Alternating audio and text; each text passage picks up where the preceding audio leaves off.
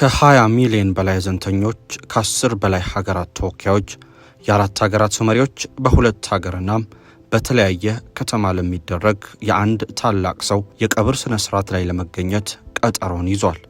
ይህ ምናልባት በዓለም ታሪክ ትልቁ የቀብር ስነ ስርዓት ነው። የሚገርመው በቀብር ስነ ስርዓቱ ላይ ይህ ሁሉ ህዝብና የሀገር መሪ ቢገኝም ዋነኛው ባለቤት የሟቹ አልጋ ወራሽ ግን አይገኙም እየተባለ ነው። ለምን? ይሄ ሁሉ ህዝብስ ለደህንነቱ ማንን ዋስ ጠርቶ ነው በቀብሩ ላይ የሚታደመው?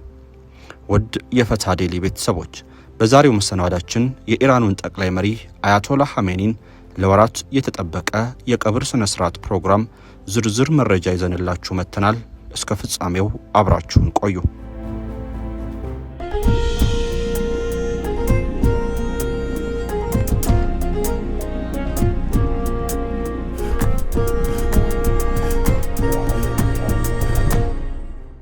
ዊ መስት ራይዝ፣ መነሳት አለብን። ይህ የኢራን ዜጎች ሰሞነኛ መፈክር ነው። መሪያቸውን መሬት ምሰው ድንጋይ ደልድለው ሲቀብሩ መንፈሳቸውን ግን ከወደቀበት ቀና ለማድረግ መሃል ላይ ያኖራሉ። ጠንካራው መንፈሳቸው ከሚሞተው ጋር ከመቀበር ይልቅ ከሚኖረው ጋር መቀጠልን ይመርጣል።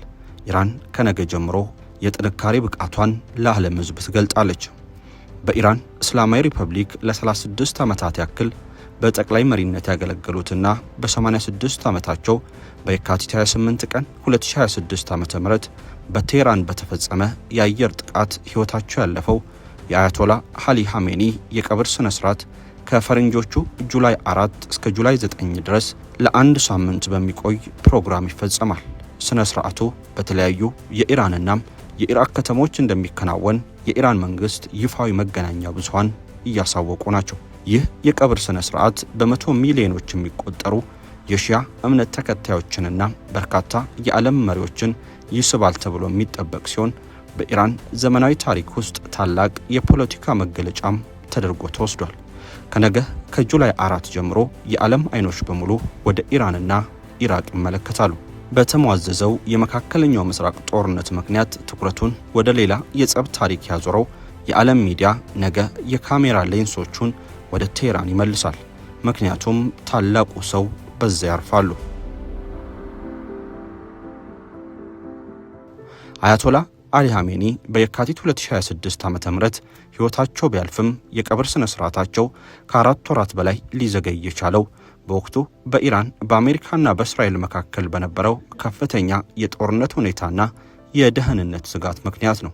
በወቅቱ ይፋዊ የቀብር ስነ ስርዓት በማርች መጀመሪያ ላይ ሊከናወን ታቅዶ የነበረ ቢሆንም የአየር ድብደባዎች በመቀጠላቸውና በሚሊዮኖች የሚቆጠሩ ሰዎችን በአንድ ቦታ ማሰባሰብ ከፍተኛ አደጋ ስላለው ወደ ሐምሌ ወር እንዲዛወር ተደርጓል። በአሁኑ ወቅት ሁለቱ ወገኖች በሆርሙዝ ባህረ ሰላጤ በኩል ያለውን የባህር ትራንስፖርት ለመክፈትና የሰላም ድርድር ለመጀመር ባደረጉት የተኩስ አቁም ስምምነት መሰረት የቀብር ስነ ስርዓቱ እንዲፈጸም ምቹ ሁኔታ ተፈጥሯል።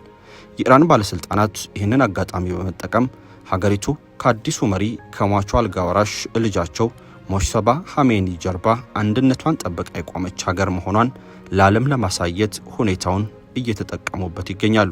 የፖለቲካ ተቃውሞና የህዝብና መንግስት መነጣጠል አለበት ተብላ በምትታማው ኢራን ነገ እንደተባለው በሚሊዮን የሚቆጠር ህዝብ አደባባይ ወጥቶ ለሟቹ ደረት የሚደቃ ከሆነ ለፖለቲከኞቹ ጥሩ የፕሮፓጋንዳ መሳሪያም ይሆናል ተብሏል።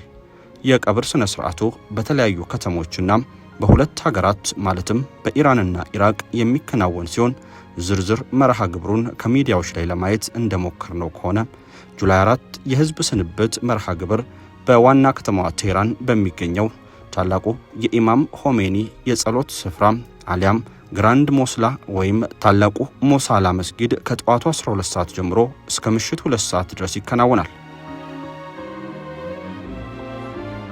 በዚህ ስፍራ የአያቶላ አሊ ኻሜኒ አስክሬን አብሯቸው ሕይወታቸው ካለፉት የቤተሰብ አባላቶቻቸው ጋር አብሮ ይቀመጣል። የቴህራን ከንቲባ አሊሬዛ ዛካኒ እንደገለጹት በዋና ከተማዋ የሚደረገው ሽኝት በከተማዋ ታሪክ ታላቁ ስብስብ እንደሚሆንና ወደ 20 ሚሊዮን የሚጠጋ ህዝብ ይሳተፍበታል ተብሎ እንደሚጠበቅ አሳውቋል። ጁላይ 7 ማለትም ከ3 ቀናት በኋላ አስክሬኑን ከቴህራን ተነስቶ ወደ ታዋቂዋ የሃይማኖት ማዕከል ቆም ይጓዛል። እዚያም በፋጢማ ሙሴማ መቅደስና በጃምካራን መስጊድ መካከል ታላቅ የሃይማኖትና የሽኝት ስነ ስርዓት ይከናወናል። በማግስቱ ጁላይ 8 በኢራቅ ፖለቲከኞችና የሃይማኖት መሪዎች ጥያቄ መሰረት የአያቶላ አሊ ኻሜኒ አስክሬን የሺዓ እስልምና እምነት መሰረት ወደ ሆኑት የኢራቅ ከተሞች ናጃፍና ካራባል ላይ ይወሰዳል። ይህ ጉዞ ኻሜኒ በዓለም አቀፍ ደረጃ ለነበራቸው የሺዓ መንፈሳዊ መሪነት ሚና ክብር ለመስጠት ታስቦ የተዘጋጀ ነው። የኢራን ውጭ ጉዳይ ሚኒስትር አባስ አራክቺ ከኢራቅ ባለስልጣናት ጋር በመሆን የድንበር ተሻጋሪ ደህንነት ዝግጅቶችን በበላይነት መርተዋል። ይህም የጉዞውን ደህንነት አስተማማኝነት ያረጋግጣል ተብሏል። በመጨረሻም ጁላይ 9 የቀብር ስነ ስርዓቱ ፍጻሜ የሚያገኘው በአያቶላ አሊ ኻሜኒ የትውልድ ከተማ በሆነችው ማሻድ ውስጥ በሚገኘው በታዋቂው የኢማም ሬዛ መቅደስ ውስጥ በሚፈጸመው የቀብር ስነ ስርዓት ይሆናል። ታዲያ ይሄ ሁሉ ሲሆን የአሜሪካ ድንገተኛ ጥቃቶችና የእስራኤል አጋጣሚዎችን የመጠቀም ፍላጎት እንዴት ይታያል? ጥቃት ላለመፈጸሙ ምን ማስተማመኛ ይኖራል የሚል ጥያቄም በስፋት እየተነሳ ነው። እንዲሁም በኢራን ታሪክ ቀደም ሲል በተከናወኑ ታላላቅ የቀብር ስነ ስርዓቶች ላይ ማለትም የእስላማዊ ሪፐብሊኩ መስራች አያቶላ ሩሃላ ኻሜኒ በ1989 ዓ.ምና ጀነራል ቃሲም ሱሌይማኒ በ2020 ዓ.ም ቀብር ላይ በህዝብ ብዛት መገፋፋትና መጨናነቅ ምክንያት የሰው ህይወት መጥፋቱ ይታወሳል። የኢራን መንግስት ይህ አይነቱ አደጋ አሁን እንዳይደገም ከፍተኛ የደህንነትና የሎጂስቲክስ ዝግጅት አድርጓል። ጋሎማ ሁሴን ሞዛፍሪ እንደገለጹት አስክሬኑ በሚንቀሳቀስባቸው መንገዶች ላይ የህዝብ ፍሰትን ለመቆጣጠርና የአስክሬን ሳጥኑን በሰላም ለማንቀሳቀስ ሄሊኮፕተሮችና የደህንነት ድሮኖች በስፋት ጥቅም ላይ ይውላሉ።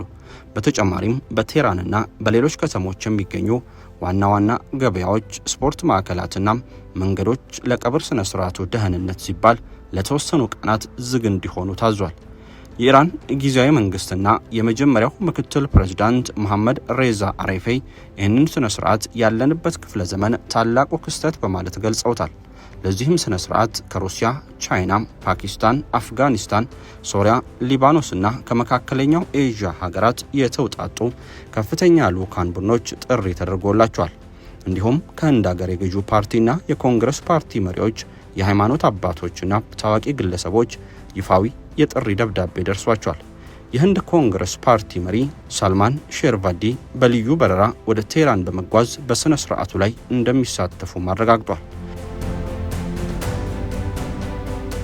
የፓኪስታን፣ ታጂኪስታን፣ አርሜኒያና ጆርጂያ ጠቅላይ ሚኒስትሮች በስርዓቱ እንደሚገኙም ተነግሯል። ይህ የቀብር ስነ ስርዓት የሚከናወነው በሙሐረም ወር ወይም በእስልምና አቆጣጠር መጀመሪያ ላይ መሆኑ በሺያዎች ዘንድ የሰማዕትነትና የጽናት ምልክት ከሆነው የኢማም ሁሴን ታሪክ ጋር ተዳምሮ ለህዝቡ ከፍተኛ ሃይማኖታዊ ስሜት የሚፈጥር ሆኗል። መንግስት ዊ መስት ራይዝ አሊያም መነሳት አለብን የሚለውን መፈክር በመጠቀም የኻሜኒን ህይወት ከማሰብ ባለፈ የሀገሪቱን የወደፊት ብሩህ ተስፋና ጥንካሬ ምልክት ለዓለም ለማስተላለፍ እየሰራ ይገኛል። በአጠቃላይ ይህ የቀብር ስነ ስርዓት የኢራን እስላማዊ ሪፐብሊክ ያጋጠማትን የውጭ ጫናና የውስጥ ፖለቲካ ሽግግር የምታክምበት፣ ብሔራዊ አንድነቷን የምታሳይበትና ለአዲሱ መሪ ያላትን ታማኝነት የምታረጋግጥበት ታሪካዊ መድረክ ተደርጎ የሚወሰድ ነው።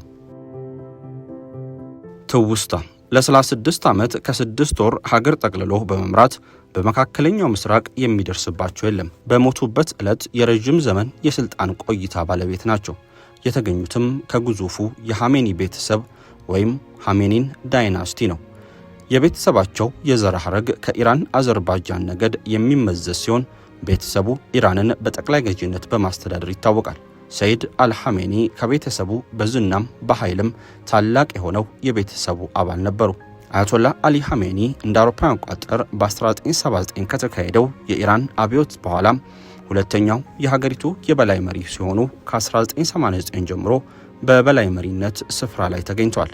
ወጣት የኢራን ዜጎች ያለ እርሳቸው አመራር ሕይወትን አያውቁትም ነበር። ኻሜኒ ሽኩቻ በበዛበት የኃይል ማዕከል ላይ ቆይቷል። ማንኛውንም የህዝብ ፖሊሲ ጉዳይ ውድቅ ማድረግ እንዲሁም መሾምና የመሻር ወሳኝ ስልጣን ነበራቸው። ኻሜኒ የኃያሉ የኢራን እስላማዊ አብዮታዊ ዘብ ጓድን የሚያጠቃልል ጦር ኃይል ዋና አዛዥና የሀገሪቱ መሪ እንደመሆናቸው ስልጣናቸው ቀላል አልነበረም። ሐሜኒ በአውሮፓውያኑ 1939 በኢራን ሁለተኛዋ ትልቅ ከተማ መሻር ነበር የተወለዱት። በሃይማኖተኛ ቤተሰብ ውስጥ ከተወለዱት 8 ልጆች መካከል ሁለተኛ ልጅ የሆኑት ሐሜኒ አባት በኢራን ዋነኛ የእስልምና ቅርንጫፍ የሆነው የሺዓ እስልምና በመካከለኛ ደረጃ የነበሩ የሃይማኖት መምህር ነበሩ።